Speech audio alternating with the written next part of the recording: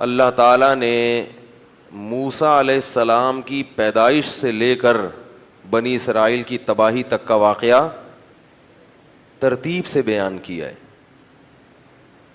پہلے سورہ نمل مکمل کر لیتا ہوں, اس میں جو سلیمان علیہ الصلاۃ والسلام کے واقعات ہیں. لوگ کہتے ہیں کہ ہر سال وہی واقعات سنا رہے ہیں, اب کچھ نیا لے کر آؤ. تو بھئی یہ تو قرآن پر اللہ میاں سے بولو کہ اللہ تو ہر دفعہ قرآن میں کوئی نیا ورژن لے آیا کر, نیا واقعہ ہو. تو پھر ہم بھی, جب اللہ بار بار وہی سنا رہا ہے تو ہمیں بھی چاہیے کہ بار بار وہی سنیں. کیوں؟ اس لیے کہ نصیحت کی جو چیز ہے نا وہ جرنل نالج کے لیے نہیں سنی جاتی, وہ تو اس لیے کہ تاکہ وہ اسباق جو ان واقعات سے ملتے ہیں بار بار تازہ ہوتے رہیں. سمجھ رہے ہو؟ بار بار کیا ہوتے رہیں, وہ تازہ ہوتے رہیں. تو وہ بار بار سنے جائیں گے, بار بار تازہ ہوں گے. جب تک 100% عمل پہ نہیں آتے, ہر وقت ہمیں سننے کی ضرورت ہے. تو اللہ تعالیٰ نے ابراہیم علیہ السلام کو جو 2 بیٹے دیے تھے, اسحاق اور اسماعیل. اسحاق علیہ السلام مکہ میں تھے اور اسماعیل علیہ السلام مکہ میں آباد ہوئے اور اسحاق علیہ السلام فلسطین میں, بیت المقدس پھر بعد میں آباد ہوا, شام میں, ارض شام. تو آگے پھر اسحاق علیہ السلام کی اولاد میں پیغمبر پیدا ہوئے ہیں, اسماعیل علیہ السلام, کیا ہو گیا مجھے یار, یعقوب علیہ السلام جن کا نام تھا اسرائیل لقب. پھر ان کے بیٹے تھے یوسف علیہ السلام جو مصر میں تھے. واقعہ بتائیں, مصر چلے گئے تھے, بادشاہ بن گئے تھے. پھر آگے مصر میں ہوتے ہوتے ہوتے ہوتے بنی اسرائیل پر فرعون غالب آ گیا. مصر کے بادشاہ کو فرعون کہا جاتا تھا, جو بھی ہوتا تھا بادشاہ, اس لیے بہت سارے فرعون گزرے ہیں. لیکن قرآن نے جس کا واقعہ بیان کیا یہ وہ فرعون تھا جو بنی اسرائیل کو جس نے غلام بنا لیا تھا اور بہت طاقتور بادشاہ تھا. یہ چونکہ یہ واقعہ جب تک پیغمبروں کا پورا سلسلہ معلوم نہیں ہوگا نا تو بات سمجھ میں نہیں آئے گی. تو بنی اسرائیل کو پھر فرعون سے نجات ملی, صحیح ہے. پھر اللہ نے بنی اسرائیل سے کہا کہ اللہ نے فرعون کو تو خود غرق کر دیا, اب تمہارے پاس ایک حکومت آئی ہے, ریاست آئی ہے, اللہ کی کتاب بھی آ گئی, اب تم جہاد کرو, اب تم اپنے پرانے وطن جاؤ. وہاں قوم عمالقہ کا قبضہ ہو گیا ہے, جہاں سے یعقوب علیہ السلام کو نکالا گیا تھا نا, بیت المقدس. ادخلوا الارض المقدسۃ التی کتب اللہ لکم, ارض مقدس. جیسے اللہ نے مسلمانوں کا مرکز مکہ کو بنایا, ایسے اللہ نے بنی اسرائیل کا مرکز بیت المقدس کو بنایا تھا کہ پیغمبروں کا جائے وطن بیت المقدس ہے, مصر نہیں ہے. یہاں تو کسی ایک وجہ سے آ گئے تھے, اب اس علاقے پہ قبضہ کرو اور بیت المقدس کو آزاد کراؤ, وہاں تمہاری خلافت قائم ہوگی, پھر وہاں سے پوری دنیا میں جہاد ہوگا, کیونکہ دین برحق اس وقت وہی تھا. اس لیے بیت المقدس کی بڑی فضیلت ہے, ہزاروں پیغمبر دفن ہیں وہاں پہ. جتنے قرآن میں واقعات بیان ہوئے ہیں نا, 99% واقعات وہیں ہوئے ہیں شام میں. حضرت مریم کا بچے کی ولادت, عیسیٰ علیہ السلام کی تقریر, پھر موسیٰ علیہ السلام, زکریا علیہ السلام کا محراب میں کھڑے ہو کر اللہ سے اولاد کی دعائیں مانگنا, یہ سارے ادھر ہی ہوئے واقعات. یہ تاریخی واقعات ہیں. جو لوگ جاتے ہیں, اب تو بیت المقدس جا نہیں سکتے, بڑی زبردست جگہ ہے, اگر اللہ کسی کو توفیق دے تو وہ جائے ضرور, ان جگہوں کی زیارتیں کرے. تو وہاں پر کیا ہوا کہ بنی اسرائیل کو کہا گیا اب کچھ ہمت خود کرو اور ارض مقدس پہ قبضہ کرو. تو وہ کہنے لگے, وہ وہاں قوم تھی بڑی طاقتور, تو بنی اسرائیل نے کہا کہ بہت طاقتور لوگ ہیں, پہلے اپنے کسی بندے کو بھیجا, جا کے دیکھ کر آؤ, اگر کمزور سے ہے نا کانگڑی پہلوان تو پھر تو جا کے لڑیں گے, اگر پاورفل ہیں تو ہم نہیں لڑ رہے بھائی. حالانکہ پیغمبر جب جہاد کا حکم دے دیں تو پھر وہ جہاد فرض ہو جاتا ہے. تو مشہور واقعہ ہے, بنی اسرائیل نے کہا اذهب انت وربک فقاتلا انا ہاہنا قاعدون, اے موسیٰ تو جا اور تیرا رب جا, دونوں جا کے لڑو, ہم یہیں بیٹھ کے پروگرام دیکھ رہے ہیں. قال رجلان من الذین یخافون, اللہ فرماتے ہیں ان میں 2 فرد جو اللہ سے ڈرتے تھے, انعم اللہ علیہما, اور اللہ نے ان پر انعام بھی کیا تھا. وہ کہنے لگے کہ چلے جاؤ فَإِذَا دَخَلْتُمُوهُ فَإِنَّكُمْ غَالِبُونَ. جب موسیٰ کلیم اللہ کہہ رہے ہیں تو اللہ یقیناً مدد کرے گا. جاؤ ہمت کرو, اللہ غلبہ دے گا. ہمارے حضرت فرمایا کرتے تھے کتنے مبارک ہوں گے یہ دو فرد جن کا اللہ نے قرآن میں تذکرہ کیا, اور اللہ گواہی دے رہا ہے کہ یہ دو انعام یافتہ لوگ تھے. کہہ رہے ہیں کہ بھائی پیغمبر کی مانو, اپنی عقل مت چلاؤ. وہ لیکن کہنے لگے نہیں بھائی ہمارے لیے بڑا مسئلہ ہے یار.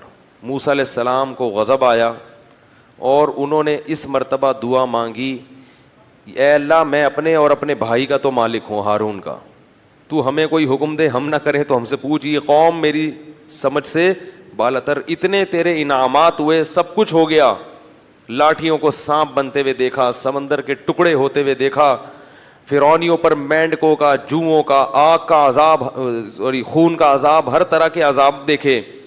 اس کے بعد بھی اب یہ قوم ہمت خود کچھ کرنے کے لیے تیار نہیں ہے. سارے کام کون کرے گا؟ اللہ ہی کرے بس آسمان سے. کم ہمت. تو ففرق بینی و بین القوم الفاسقین, میرے اور اس فاسق قوم کے درمیان اب جدائی ڈال دے, میں نہیں رہ سکتا ان کے ساتھ. بہرحال کچھ عرصہ موسیٰ علیہ الصلوۃ والسلام رہے وادی تیہ میں اس قوم کے ساتھ. اللہ نے کہا کہ اب یہ 40 سال تک یہ علاقہ فتح نہیں ہوگا, 40 سال تک نہیں یہ میدان میں گھومتے رہیں گے بس. تو وہیں موسیٰ علیہ السلام کا پھر انتقال ہو گیا اور آپ دنیا سے چلے گئے. پھر موسیٰ علیہ السلام کے بعد پھر دوسرے پیغمبر آئے, اور ان پیغمبر نے بنی اسرائیل کو پھر حکم دیا. بنی اسرائیل خود کہنے لگے کہ ہمیں آپ جہاد کا حکم کیوں نہیں دیتے ہیں بھائی, ہم بھی کچھ علاقہ فتح کریں ٹھیک ہے, اور ہمیں ہمارے گھروں سے نکالا گیا اور ظلم کیا گیا.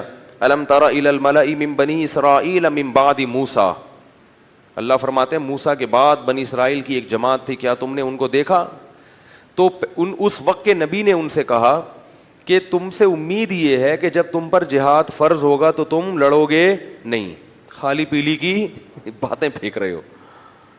بہت سے لوگ باتوں میں بڑے فنٹر ہوتے ہیں نا, جب کام آئے تو, اس لیے اللہ سے عافیت ہی مانگنی چاہیے بھائی. تو انہوں نے کہا نہیں ہم لڑیں گے. تو پھر جب ان پر جہاد فرض ہو گیا, نبی نے, اللہ نے ایک انہی میں سے کسی ایک کو کمانڈر بنایا جس کا نام تھا طالوت.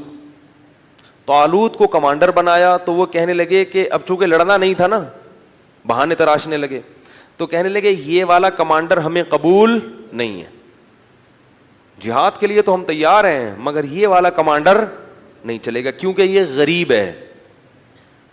دولت مند آدمی کو ہمیشہ غریب آدمی کی اتباع سے آر محسوس ہوتی ہے. پبلک کی عجیب ڈیمانڈ ہے. آج بہت سے لوگ پیسے والے عالم کی تقریر تو سنتے ہیں جو لینڈ کروزر میں گھوم رہا ہو اور بڑے زبردست اس کی شان بان ہو, غریب عالم کو عالم ماننے کے لیے بھی تیار. کہتے ہیں اس کو کیا پتا, اگر یہ اتنا ذہین ہوتا تو پیسے تو ہوتے اس کے پاس. یہ ایک لوگوں کی سوچ ہے, اور اللہ کا اصول یہ ہے کہ اکثر علماء ہمیں ہر دور میں غریب ہی رہے ہیں. یہ حضرت مولانا شرف علی تھانوی نے لکھی ہے یہ بات کہ یہ اللہ تعالیٰ نے کچھ ایسا معاملہ رکھا ہے علماء کے ساتھ کہ ہر دور میں علماء کی اکثریت غریب رہی ہے. صحابہ میں بھی آپ دیکھ لو جو اہل علم تھے نا, ان میں اکثر غریب تھے. عبداللہ بن مسعود رضی اللہ تعالیٰ عنہ کا بہت بڑا مقام ہے مگر انتہائی غریب. یہ جو قرآن میں آتا ہے نا کہ مشرکین کہتے ہیں ان غریبوں کو اپنی مجلس سے نکالو, تو مفسرین نے لکھا ان میں حضرت عبداللہ بن مسعود بھی داخل تھے. اور اللہ نے اپنے نبی کو حکم دیا وَاصْبِرْ نَفْسَكَ مَعَ الَّذِينَ يَدْعُونَ رَبَّهُمْ بِالْغَدَاةِ وَالْعَشِيِّ, کہ اے نبی آپ نے اپنے آپ کو ان لوگوں کے ساتھ باؤنڈ کر کے رکھنا ہے جو دن رات اللہ کو پکارتے ہیں چاہے وہ غریب ہی کیوں نہ ہو. تو اس میں حضرت عبداللہ بن مسعود رضی اللہ تعالیٰ عنہ بھی داخل ہے. ان کی فضیلت ہے کہ اللہ نے حکم دیا کہ ان لوگوں کے ساتھ آپ نے رہنا ہے. حضرت علی غریب تھے, مسکین, پیسے ویسے نہیں تھے, جو پیسہ آتا تھا صدقہ کر دیا کرتے تھے. زہد فی الدنیا, دنیا سے بے رغبتی. حضرت عثمان مالدار تھے, حضرت عمر بھی غریب تھے. تو اور آج بھی علماء کی اکثریت میں کیا ہے؟ غربت. وہ الگ بات ہے کہ اللہ نے اہل حق کو استغنا اتنا دیا ہے کہ غریب ہونے کے باوجود بھی غریب لگتے نہیں ہیں. لوگ قرضے مانگنے آ رہے ہوتے ہیں ان سے. اس کا یہ مطلب نہیں ہے کہ جو مالدار عالم ہے وہ غلط ہے. میں کہہ رہا ہوں کہ اکثر علماء کیا ہوتے ہیں؟ غریب ہوتے ہیں. تو اس لیے میرے بھائی کوئی کسی کے پاس اگر علم ہے, تقویٰ ہے, تو محض اس بیس پر اس کی انسلٹ کرنا یا اس کی عزت نہ کرنا کہ یعنی جو کہتے ہیں نا پیسے تو ہیں نہیں اس کے پاس, تو یہ کوئی اچھمبے کی بات نہیں ہے. البتہ جو عالم غریب ہو مگر لوگوں کی جیبوں پہ نظر رکھتا ہو, غربت کی وجہ سے احساس کمتری کا شکار ہو, وہ پھر عالم نہیں ہے, کیونکہ اس کو اللہ نے جو دولت دی ہے نا علم کی, اسے اس دولت کی قدر نہیں ہے. تو جب خود ہی قدر نہیں ہے تو دوسرا کیوں قدر کرے؟ اس لیے جو لالچی ہوتے ہیں نا جیبوں پہ نظر رکھنے والے, ان سے تعلق قائم مت کیا کرو. تو ان کو کیونکہ خود احساس نہیں ہے کہ اللہ نے کتنی بڑی دولت دی ہے. تو میں یہ عرض کر رہا تھا, کیا بات کر رہا تھا میں, طالوت جو تھے نا وہ غریب تھے اور ان کو پیغمبر نے کیا بنا دیا؟ کمانڈر, اور کہا کہ یہ میں نے اللہ کے حکم سے بنایا ہے لہذا مانو. کہنے لگے انا یکون لہ الملک علینا, یہ کہاں سے وہ امیر ہو گیا بھائی؟ نحن احق بالملک منہ, ہم زیادہ حقدار ہیں, ہم میں سے کسی کو بناؤ, ہم میں جو ہے نا بڑے بڑے قوم کے سردار. تو نبی نے کہا کہ نہیں, یہ سلیکشن اللہ کی طرف سے ہے. اور ان کے برحق ہونے کی ایک علامت یہ بھی ہے کہ حضرت موسیٰ اور ہارون علیہ السلام کی کچھ یادگاریں, کچھ تبرکات, جو ان کی کچھ اشیاء تھیں. بنی اسرائیل کیا کرتے تھے کہ جب بھی کہیں جہاد میں جاتے تھے تو حضرت موسیٰ علیہ السلام کی لاٹھی اور اس طرح کی کچھ چیزیں جو ان کے پاس رہ گئی تھی نا, وہ لے کے جاتے تھے تو اللہ ان کو فتح عطا فرماتا تھا, اس کی برکت تھی. کیونکہ وہ ظاہر ہے متبرک لاٹھی تھی نا حضرت موسیٰ علیہ السلام, اب اس سے سانپ تو نہیں بنتا تھا, لیکن ہارون علیہ السلام اور موسیٰ علیہ السلام کی اس طرح کی چیزوں کو تبرک کے طور پر وہ استعمال کرتے تھے اور اللہ کی مدد شامل حال ہو جاتی تھی. تو یہ والا وسیلہ شرک نہیں ہے.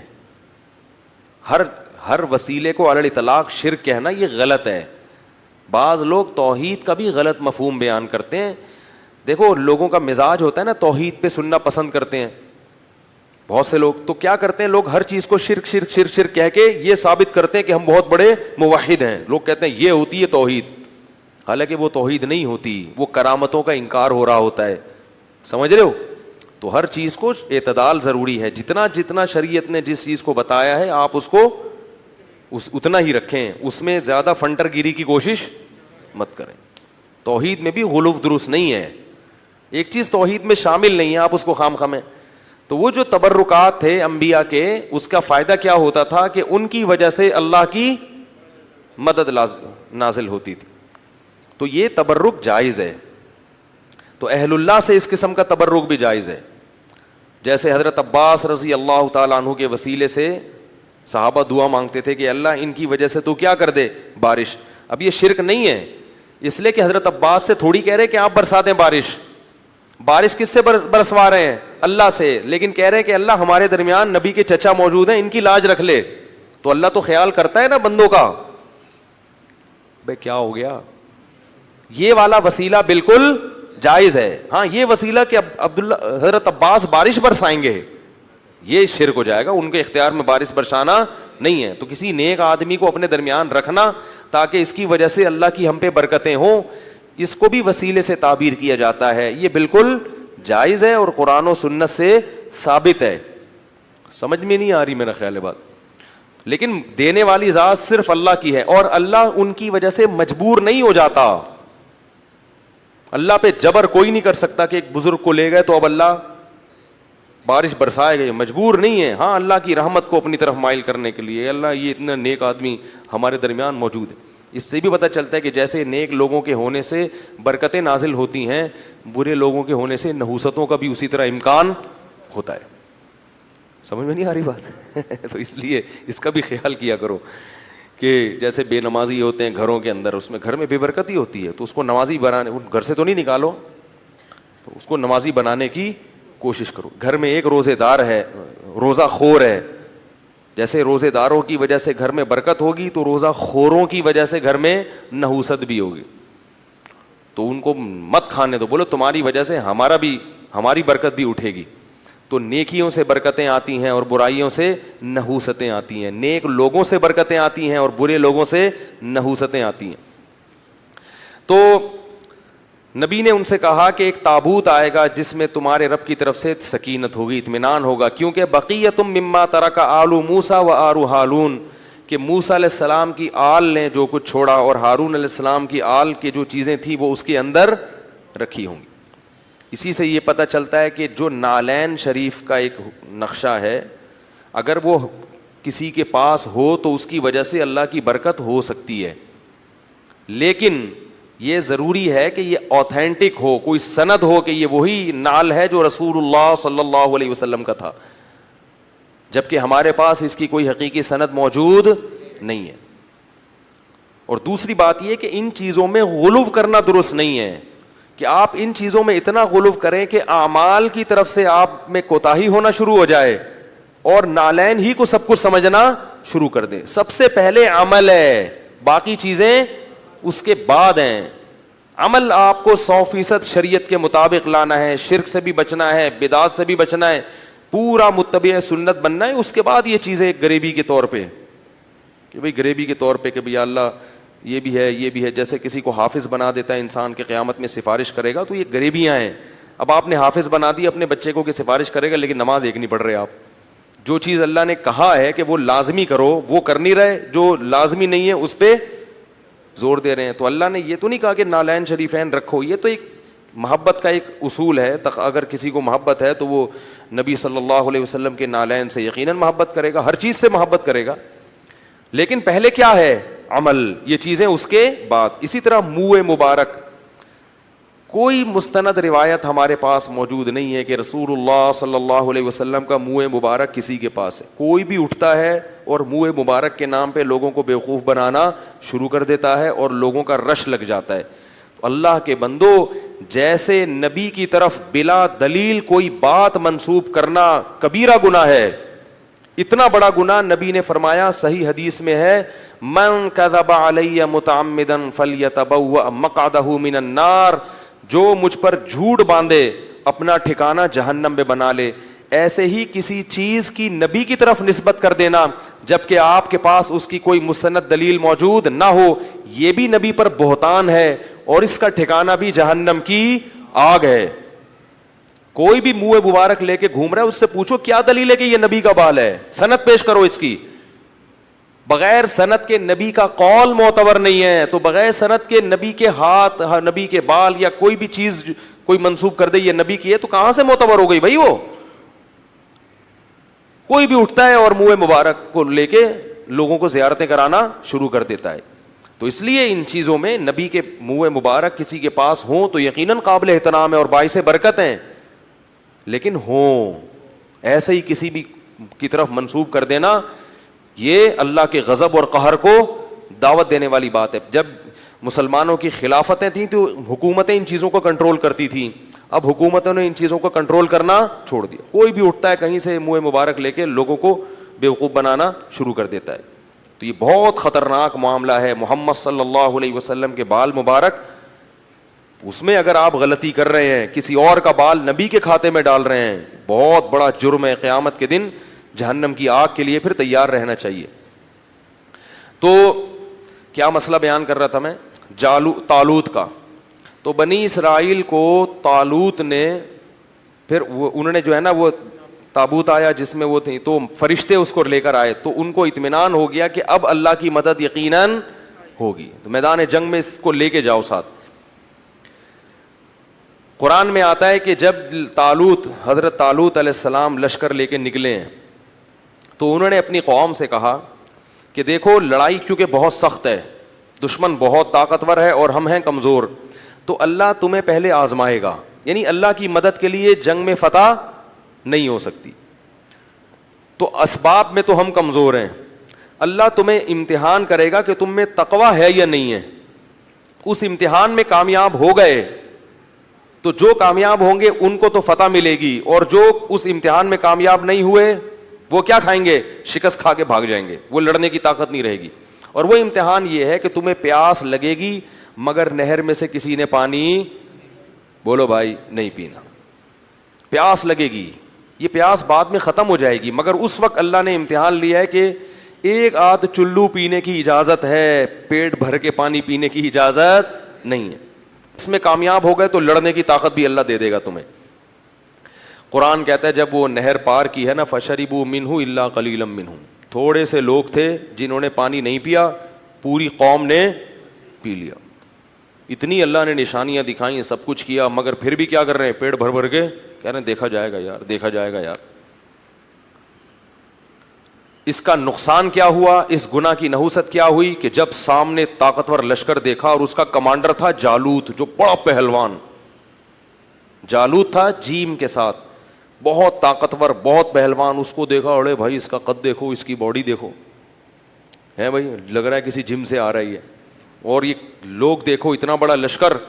تو جنہوں نے پانی پیا تھا نا وہ کہنے لگے لا طاقت لنا اليوم بجالوت وجنودی, آج ہمارے پاس طاقت نہیں ہے جالوت اور اس کے لشکر سے لڑنے کی, یہ نہیں ہو سکتا بھائی. اس سے پتہ چلتا ہے گناہ کرنے سے ہمتیں پست ہو جاتی ہیں. اللہ کی نافرمانی کرنے سے کیا ہوتا ہے, ہمتیں پست, کچھ بھی نہیں کر سکتے دنیا میں. اللہ کے لیے کچھ نہیں کر سکتے. پھر لا طاقت لنا اليوم بجالوت وجنودی قال الذين يظنون انهم ملاقو اللہ. اللہ فرماتے وہ لوگ جن کو اللہ سے ملاقات کی امید تھی کہ ایک دن اللہ کے سامنے کھڑے ہوں گے, اس کا ہمیں بدلہ مل جائے گا, وہ کہنے لگے کہ کم من فئۃ قلیلۃ, دیکھو کتنی ہی بار ایسا ہوا ہے کہ ایک چھوٹی سی جماعت کو اللہ نے بڑی جماعت پر غلبہ دیا ہے. ہمت کرو, کیونکہ پیغمبر کے حکم پہ آئے ہیں ہم. خود سے جب آئیں گے تو دو رائے ہو سکتی ہے نا کہ بھائی صحیح کیا غلط کیا, اب تو اللہ کہہ رہا ہے تو غلط ہو ہی نہیں سکتا, اور اللہ نے ہمیں شکست دینے کے لیے تھوڑی بلایا ہے, تو اللہ غلبہ دے گا. تو اب جب لڑائی شروع ہوئی ہے تو اتنی زبردست انہوں نے, دشمن نے حملہ کیا کہ قرآن کہتا ہے کہ یہ جو تھوڑے سے لوگ میدان جنگ میں ڈٹے نا, ان کو اندازہ ہو گیا کہ ہمارے قدم یہاں ٹھہر نہیں سکتے, ہم نہیں ٹھہر سکتے. تو اب اللہ سے دعا مانگ رہے ہیں, ربنا افرغ علینا صبرا وثبت اقدامنا وانصرنا علی القوم الکافرین. کیسے عجیب الفاظ ہیں, اے اللہ ہم پر صبر کو انڈیل دے. انڈیلنا کسے کہتے ہیں, جیسے بالٹیاں بھر بھر کے پانی کسی کے اوپر ایک تو ہوتا ہے نا ڈالنا, یہ نہیں کہہ رہے اے اللہ ہمیں صبر کی توفیق دے دے, نا نا نا نا, صبر کی توفیق تو چھوٹے موٹے غموں میں ہوتی ہے, یہاں تھوڑا سا صبر نہیں چاہیے, بہت بہت مشکل ہے بھائی لڑنا, بہت مشکل ہے.